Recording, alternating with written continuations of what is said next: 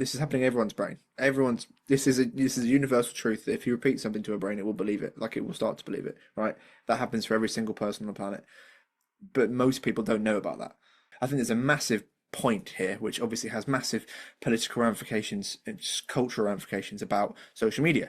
But the reason I'm not on it is because I was getting fed really, really toxic male content all the time, even though that is not something that is true. I know that not to be true, but it's something that was being fed to me because the algorithm clocked that I was a young man in my early 20s, and that's the stuff that most guys, if you have a man in your life or you're a man listening to this, you will, if you have a social media feed, you will have seen probably quite a lot of content from people like Andrew Tate. You will have seen that content in your feed.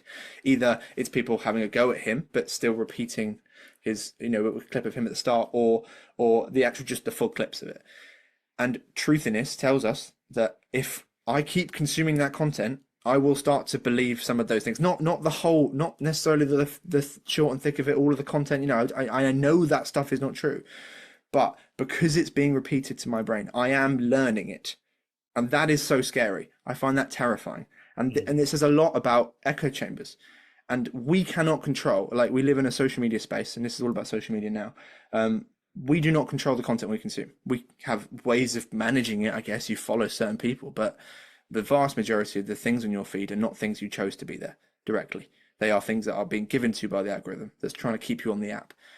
Lots of that stuff is going to make you angry and enrage you, and because that keeps you engaged on the content.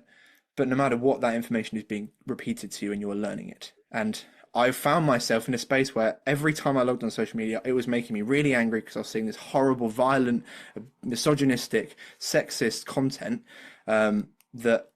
but also knowing the neuroscience, that my brain was starting to learn